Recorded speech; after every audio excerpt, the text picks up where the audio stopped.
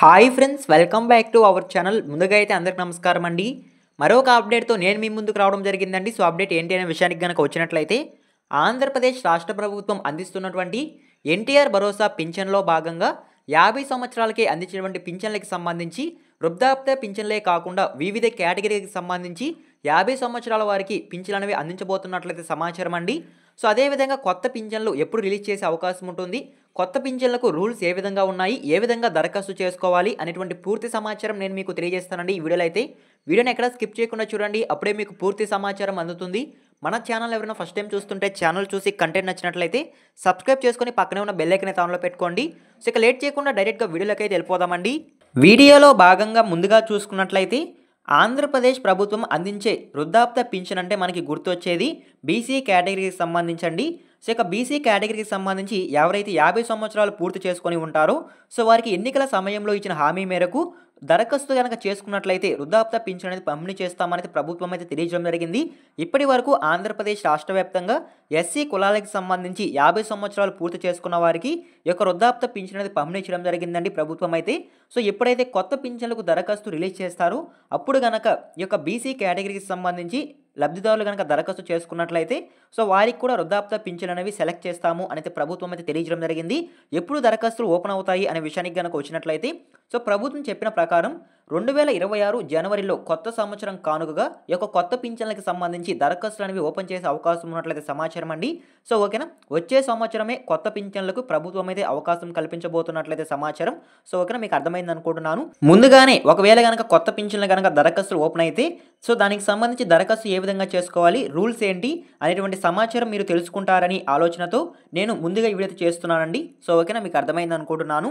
అదేవిధంగా నెక్స్ట్ చూసుకున్నట్లయితే మీరు కొత్త పింఛన్లు గనక దరఖాస్తు చేసుకోవాలనుకుంటే కొన్ని రూల్స్ అనేవి ఉన్నాయండి. ఆ రూల్స్ని పాటించి మీరు దరఖాస్తు చేసుకుంటేనే మీ యొక్క దరఖాస్తు అనేది సెలెక్ట్ అవుతుంది, మీకు పింఛన్లు వస్తాయి అనే సమాచారం. సో ఒకసారి ఆ రూల్స్ ఏంటి అనేటువంటి సమాచారం కూడా తెలియజేస్తానండి. సో ముందుగా చూసుకున్నట్లయితే పెన్షన్ పొందాలి అనుకునేవారు కుటుంబం యొక్క ఆదాయం గ్రామీణ ప్రాంతాల్లో 10,000, అదేవిధంగా పట్టణ ప్రాంతాల్లో అయితే 12,000 మించకూడదు అనేది సమాచారం అండి. సో ఈ విధంగా ఆదాయం ఎవరైతే పొందుతూ ఉంటారో వారు మాత్రమే కొత్త పింఛన్లకు అర్హులు అనేది సమాచారం. సో ఓకేనా, మీకు అర్థమైంది అనుకుంటున్నాను. అదేవిధంగా నెక్స్ట్ చూసుకున్నట్లయితే కుటుంబం మొత్తానికి మాగాని 3 ఎకరాలు లేదా మెట్ట భూమి 10 ఎకరాలు వరకు ఉండొచ్చు అనేది సమాచారం, లేదా రెండు కలిపి 10 ఎకరాలు ఉండొచ్చు అనేది సమాచారం అండి.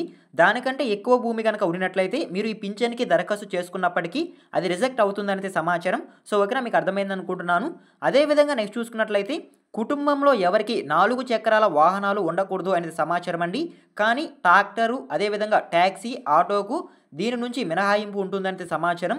సో ఓకేనా, కారు ఉండకూడదు అనేది సమాచారం అండి ముఖ్యంగా అయితే. అదేవిధంగా ఆదాయపు పన్ను చెల్లిస్తూ ఉండకూడదు.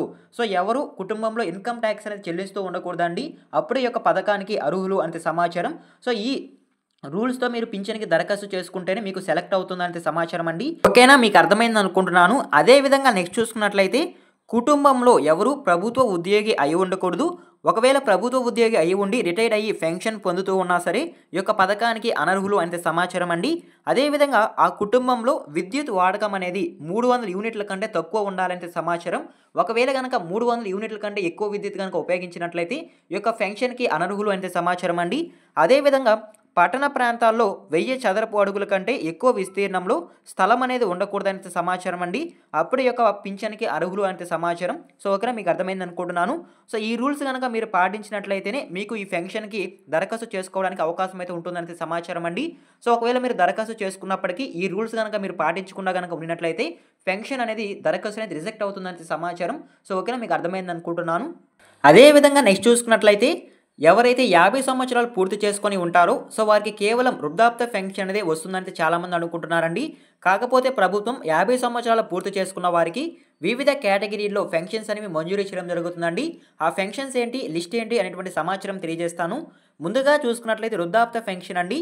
వృద్ధాప్య పెన్షన్ రావాలి అంటే దరఖాస్తుదానికి పైన తెలిపిన నియమాలతో పాటు 60 సంవత్సరాలు వయసు లేదా అంతకంటే ఎక్కువ గనక ఆధార్ కార్డులో కలిగి గనక ఉన్నట్లయితే సో వారికి వృద్ధాప్య పెన్షన్ అనేది మంజూరీ అవుతుందనే సమాచారం. అదేవిధంగా ఎస్టీ కేటగిరీకి సంబంధించి దరఖాస్తుదారులకు మాత్రం 50 సంవత్సరాలు ఉంటే సరిపోతుందనే సమాచారం అండి. సో ఓకేనా, సో ఇప్పుడు వృద్ధాప్య పెన్షన్లో భాగంగా ఎవరైతే బీసీ కేటగిరీకి సంబంధించి లబ్ధిదారులు ఉన్నారో సో వారికి కూడా ఎన్నికల సమయంలో ఇచ్చిన హామీ మేరకు 50 సంవత్సరాలు కనుక పూర్తి చేసుకొని కనుక ఉన్నట్లయితే సో వారికి జనవరిలో దరఖాస్తులు అనేవి రిలీజ్ చేస్తాం, అప్పుడు దరఖాస్తు చేసుకోండి అనేది ప్రభుత్వం అయితే ఆదేశాలు జారీ చేయడం జరిగిందండి. సో అప్పుడు కనుక మీరు దరఖాస్తు చేసుకున్నట్లయితే బీసీ కేటగిరీకి సంబంధించి లబ్ధిదారులు 50 సంవత్సరాలకే పెన్షన్ అనేది రావడం జరుగుతుందండి. సో ఓకేనా, మీకు అర్థమైంది అనుకుంటున్నాను. అదేవిధంగా నెక్స్ట్ చూసుకున్నట్లయితే ఆంధ్రప్రదేశ్ రాష్ట్ర వ్యాప్తంగా ఎవరైతే ఒంటరి మహిళలు 50 సంవత్సరాలు పూర్తి చేసుకొని ఉన్నారో సో వారికి కూడా 50 సంవత్సరాలు పూర్తయిన తర్వాత పెన్షన్ అనేది మంజూరీ చేయడం జరుగుతుందంటే సమాచారం అండి. దీని కొరకు మండల తహసీల్దార్ నుంచి సో వారికి జారీ అయిన ఒంటరి మహిళా సర్టిఫికేట్ ఉండినట్లయితే సో వారికి పెన్షన్ అనేది పొందవచ్చు అంటే సమాచారం అండి. సో ఓకేనా, మీకు అర్థమైంది అనుకుంటున్నాను. అదేవిధంగా నెక్స్ట్ చూసుకున్నట్లయితే చేనేత కార్మికులకు కూడా 50 సంవత్సరాలు కనుక నిండినట్లయితే సో వారికి కూడా పెన్షన్ పంపిణీ చేయడం జరుగుతుందంటే సమాచారం అండి. దీని కొరకు చేనేత శాఖ నుండి ధృవీకరణ పత్రం అనేది సమర్పించుకోవాల్సి ఉంటుందంటే సమాచారం. సో ఓకేనా, మీకు అర్థమైంది అనుకుంటున్నాను. అదేవిధంగా నెక్స్ట్ చూసుకున్నట్లయితే కళ్ళు కార్మికులకు అంటే ఎవరైతే గౌడ్లు ఉన్నారో సో వారికి కూడా 50 సంవత్సరాలు కనుక పూర్తి అయినట్లయితే సో వారికి కూడా ధృవీకరణ పత్రం కనుక ఉన్నట్లయితే ఖచ్చితంగా పెన్షన్ అనేది రావడం జరుగుతుందంటే సమాచారం అండి. సో ఓకేనా, మీకు అర్థమైంది అనుకుంటున్నాను. సో ఈ విధంగా వివిధ కేటగిరీలకు సంబంధించి ప్రభుత్వం అయితే పెన్షన్స్ అనేవి మంజూరు చేయడం జరుగుతుందండి. అదేవిధంగా మత్స్యకారులకు కూడా 50 సంవత్సరాలు కనుక పూర్తి చేసుకున్నట్లయితే సో వారికి కూడా పెన్షన్ అనేది మంజూరు చేయడం జరుగుతుందంటే సమాచారం అండి. సో దీని కొరకు వారు మత్స్యకార నుండి ధృవీకరణ పత్రం అనేది పొంది ఉండాలి అంటే సమాచారం. సో ఒకవేళ కనుక ఈ ధృవీకరణ పత్రం కనుక పొందినట్లయితే సో వారికి కూడా 50 సంవత్సరాలు పూర్తయిన వెంటనే పెన్షన్ అనేది మంజూరు చేయడం జరుగుతుందంటే సమాచారం. అదేవిధంగా కళాకారులు పెన్షన్ కూడా ఇవ్వడం జరుగుతుందంటే సమాచారం అండి. సో దీని కొరకు కళాకారులకు సంబంధించి సో వారు కనుక 50 సంవత్సరాలు కనుక పూర్తి చేసుకొని కనుక ఉన్నట్లయితే సో వారికి సంబంధించి కళాకారుల సర్టిఫికేట్ కనుక ఉన్నట్లయితే సో వారు కూడా 50 సంవత్సరాలు పూర్తయిన వెంటనే పెన్షన్ అనేది పొందవచ్చు అంటే సమాచారం అండి. సో ఓకేనా, మీకు అర్థమైంది అనుకుంటున్నాను. సో ఈ కేటగిరీలకు సంబంధించి పెన్షన్స్ అనేవి జనవరిలో దరఖాస్తు అనేవి ఓపెన్ చేస్తున్నట్లయితే సమాచారం అండి. సో ఓకేనా, సో అప్పుడు ఓపెన్ చేస్తే ఏ విధంగా దరఖాస్తు చేసుకోవాలి, ఎటువంటి రూల్స్ అనేవి పాటించాలి అనేటువంటి సమాచారం నేను మీకు తెలియజేయడం కోసం ఈ వీడియో అయితే చేస్తున్నాను. సో ఇక వీడియో మీకు నచ్చినట్లయితే లైక్ చేయండి. ఇలాంటి లేటెస్ట్ ఇన్ఫర్మేషన్ అప్డేట్స్ కొరకు మన ఛానల్ని సబ్స్క్రైబ్ చేసుకొని పక్కనే ఉన్న బెల్ ఐకాన్ ఆన్లో పెట్టుకోండి. ఎన్ని వర్క్ చూసిన థ్యాంక్ యూ ఫర్ వాచింగ్.